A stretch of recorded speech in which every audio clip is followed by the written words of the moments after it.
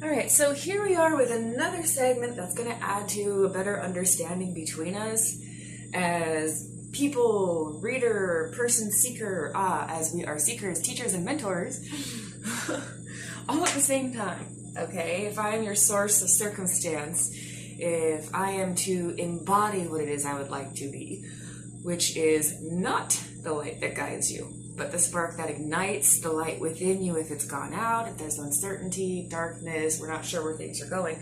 I am merely here to present you with a sense of informed choices, okay? And I feel it is my choice to embrace, as a Capricorn ascendant, the embodiment of the devil card, which is A or B, okay? Free will is the one rule in this universe, and that's the first term I want to cover today, is free will. Okay, it's the one rule, it's the main thing.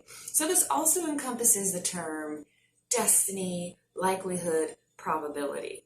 I have been reading professionally since 2012. How convenient. Gifted skill, matriarchal side, blah, blah, blah. I could lay out my credentials, but I'm not going to lay it all out because some of this is a bit of a leap of faith. Okay. But since it's matriarchal, I'll say what my mother said. Believe half of what you hear, even less of what you see, and always consider your source. So this is your opportunity, if you choose to do so, to get a little more info on the source that is laying spirit out for you, okay? In a way that hopefully resonates and radiates. So getting back to that whole free will thing, because of course I have a list Capricorn side, hey. And that whole concept of free will is something where nothing is 100%, okay? But you're sitting here thinking, okay, but if nothing is 100%, what the heck is destiny? Okay? Because destiny is also a thing. Okay? Destiny is something where, yes, certain things are supposed to come forward for you. Okay? Nothing is set. No outcome is ever 100% guaranteed. When I read personally, I do probabilities, likelihoods, because everything is a possibility. I help you to narrow down, is it A or B out of A through Z? And then the likelihood of which direction it's going to go. Okay? But it is ultimately up to you. More importantly, when it comes to destiny and free will, because free will is the one rule, destiny is something where everything that has to do with karma, okay? Karma. It's not a bank. It's not the bank of goodness, okay? You don't do good things in, put them in, and then get good things out, okay? It is about justice and fairness, and that higher level. I like to reference the Kabbalah and that space on the tree of life between justice and mercy. We have this point of union where there is divine mercy and divine righteousness. Everything is meant to be a reflection of the divine, but free will exists. So it doesn't have to be, but all it really truly is, even the ugly parts. Life is the most beautiful ugly, okay? So free will is something that, free will and destiny and karma, okay? Because of course I'm always channeling things even when I'm not trying. Karma is when you are out of alignment, things come forth to help you get back into alignment, or things get removed to help you get back into alignment. But at the end of the day, it's ultimately your choice, okay? When I talk about the high vibes, the higher alignment, the higher self, it's the divine path. It's the good choices, okay? But there's, all the aspects of it, everything in between. We're not supposed to cut out all the bad, okay, but be aligned with it, okay? When it comes to things like karma and free will and that sense of destiny, these are not all things that mean there's only one way for things to go, okay? There's always a choice, always an option, even when you are surrounded and feel like there is not. Sometimes karma will come along and knock everything out the way so you can see how very blank your slate is. And that brings me to a term called tower moments, okay? Really common in the astrology realm right now as we are in the eclipse season of 2019 in the summer. If you're watching this, whenever it resonates is whenever it resonates. Time is not linear, trust me.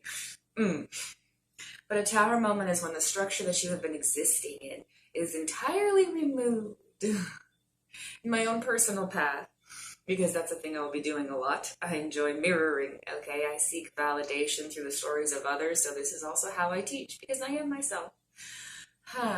This is something where In a tower moment, once everything is gone and cleared, there is loss. There are things that have to be mourned here if it helps you through your journey. Because like we see, higher side stuff isn't about denial and cutting out things and getting rid of things, okay?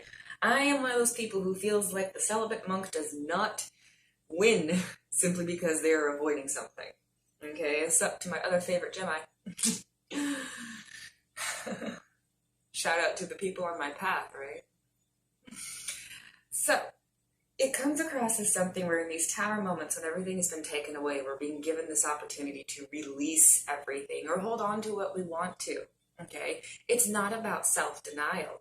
Tower moments are not about, oh my God, everything is gone and I have to get my shit together or else I'm going to get punished some more. No, it's not punishment. It's meant to be a change in perspective. And sometimes a change in perspective is so necessary that a tower moment should be viewed as a chance to start over, a chance to choose for once. Because maybe this tower you've been existing in, perhaps you were sitting there at the top and had a lovely view, but really haven't seen the ground in a very long time. And a tower moment, in my perspective, what you're supposed to do once you have that sense of liberation, okay, liberation is a big word here, and I'm going to use it a lot, and I'm not going to define it because that's whatever it is for you and your path, okay? But when you are smacked with that realization that sometimes feeling like you have no opportunities and everything has been cleared away gives you a chance to exist and then decide. Because maybe that tower was on the wrong hill. Maybe you don't even want to be on a hill anymore. Maybe you want to wander out into the wilderness and live in a treehouse for a while. And that's the whole point of tower moments, is to shift perspective before starting anew. Whether you're going to rebuild the structure and rebuild that tower or do something different, this is your moment to embrace that or move forward, okay? Another thing I want to address here is shadow work, because my personal tower moments this year have been quite, over the last couple of years, colossal, okay? Learning many things, shadow work, shadow self, Pluto energy, Saturn energy. When I mention these things, that's what I'm talking about, is shadow work, okay? And shadow work is meeting your dark side, not fighting, not going toe-to-toe, okay? This is that Buddhist concept of having tea or coffee with your anger, okay? Sitting down and just existing in that space with it to figure out what is the true source, okay? If a moment of anger comes up, what I personally like to do is actually try to sit down with it, and I'm human, I fuck up there too. As magical as I am, I'm also human. It's something where when you exist in that moment of anger, it can be galvanizing, okay? It can be something where when you find the source of it, and if it's reflecting a loss, a want, a need, etc., then this is your sign to go seek it. And actually right now we're in a very strong moment where a lot of words are cutting through things. And like I said, this is that eclipse season in the summertime, 2019. But whenever you are finding this is when you are meant to, okay? Because that's the whole point of shadow work, is to find the usefulness, at least in my perspective, of every aspect of our emotions, okay? Every aspect of ourselves, even the pain. Because everything, like every person, can be used for our divine alignment. And by used, I don't mean used, okay? I feel like that's obvious, but disclaimer for myself. Every instance is an opportunity to either confirm and validate your existence, your alignment, mirror, or it's an opportunity to step back, realize that there was a misdirect, and go in another direction. Because that's the other thing about tarot readings and this kind of path, and really every aspect of life. There needs to be a level of openness, okay? Not so open that everyone else but yourself is valued, okay? Not everyone's opinion is right, and not everyone's opinion is wrong, and that includes your own. There's a lot of self-love in that process, and I'm going to use that term again from Natalie with 2 E's, divine tarot reader, who is so much right. What up, fellow zebra? It's definitely something where it's that internal alchemy, because it is important to consider others, okay? but you have to consider yourself just as much. And so here's that term of mirroring that I'm going to use because sometimes, I mean, every moment is an opportunity to look and see yourself reflected in others or aspects of yourself that you don't want reflected, etc., etc., etc. Okay, but as we're reading, sometimes I'm going to use that term of mirroring. A lot of times, karmics. Remember karmics? See the other video. It's someone who you have a lesson to learn. Okay, teacher, student, student, teacher. We're all in that realm. Okay. And now my freaking contact is poking me in the eyeball, but we carry on regardless. Okay, hold on. Because if everything is about balance between the spectrums, accepting the black, white, and all things in between, we have to accept, not like or dislike, not from a place of judge whether something is good or bad, okay? Acceptance is not the same thing as contentment. Contentment is my goal, but acceptance is my journey, okay? Like with my contact just now, why am I sitting here like this? Well, you know what? Some days, dear listeners, viewers, whatever the heck you are called, you're going to get the lovely tablescape and the playful unicorn side and the altogether things. And then some days it's going to be like this, and then some days you might even get a reading from the laundromat. Because that's another thing I want to move on to here is words. Words have power. Manifestation, right? Words have power. Okay, so let's start off with names. I call myself Magical Motherlucking Unicorn. Because, which please, I am magical as fuck. So many things in my life have confirmed that. And magical thinking, not the term used in psychology, because I know that that's a thing too. But looking at the world through the lens of witchy, magical stuff, okay? It helps me to get past limited thinking, because I am all about liberation, self, others, and everything else, okay? Intend to harm none, do what ye will, right? But that's the thing, is liberation is a part of this whole process, okay? I want to emphasize the fact that I am magical because I want to live not absolutely limitlessly, okay, but beyond that usual frame of reference, okay? I'm someone who enjoys that Uranus out-of-the-box thinking, okay? I'm a Sagittarius. I like to try to do everything myself in all my own ways. Those of you who are like that, well, hi, I see it. It's mirrored. We're good. And if not, that's okay too. Okay? Everybody's on their own journey. One destination, many roads, right?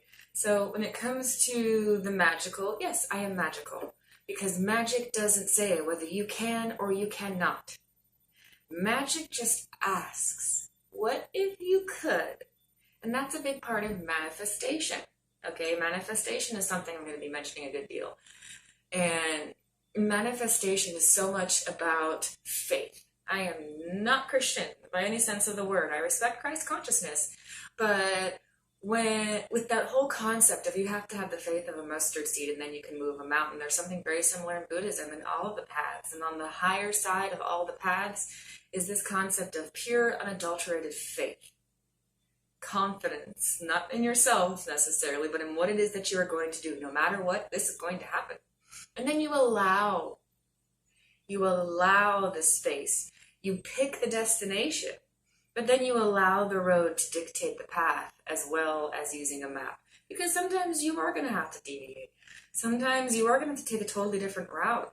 Sometimes there's a snowpack on a mountain pass and you will not be going down that mountain pass no matter how much you wanted to. Life is absolutely a journey. That's why I went with Compass Rose Tarot Seed. Names have power. I want to help you find your path, but there has to be a level of openness in the interpretation, in the perception, okay? There has to be a sense of awareness of, hey, this is going to be a thing up here, but you don't have to do this thing, okay? You can go a totally different way. You can even change your destination. It's all right, because I respect free will, okay?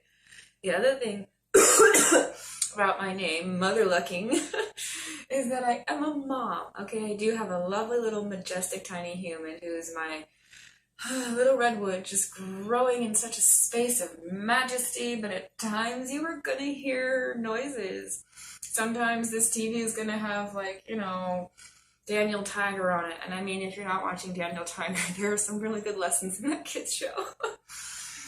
You can do things at once. Anyway, mother's luck, and I have a mother's luck. Sometimes, like I said, there's going to be, you know, everything all together, and sometimes it's not, because the importance is the message, okay? Aim high, but accept whatever you can do. This is the space I'm operating from, so this is what I can give to you, okay? The other thing, unicorn, because of course, you know, it's a time of life is weird, so let's like level up with it. Unicorns are definitely something that are free and seek the pure-hearted. I mean, I'm not seeking pure-hearted, but like, you know, clearness, discernment with your intention, so I can help you get to the point of where you need to be, okay? And the other thing that I want to touch on when it comes to words and names and power is words do have power. The most effective curses are the words we tell ourselves. The most effective blessings are the ones we tell ourselves. And truly the most effective manifestation is the one that claims ambiguously, with enough wiggle room for the great what have you to do its work, and then go forth. Okay, so for myself personally, if I'm looking to manifest a divine counterpart, okay, divine partnership, like so many of us who come to tarot, etc., looking for answers, a lot of people, no joke, it's the bulk of my work is love, romantic love matters. Where's my soulmate? Where's my puzzle piece? Watch the other video for the definitions there. I am going to be, you know, specific but ambiguous. I manifest those who will love me best, you know, that kind of thing. Yeah, spells work, but so do mantras, so do prayers, so does positive self-talk. Okay, that is why words and names and power all come together to create manifestation energy.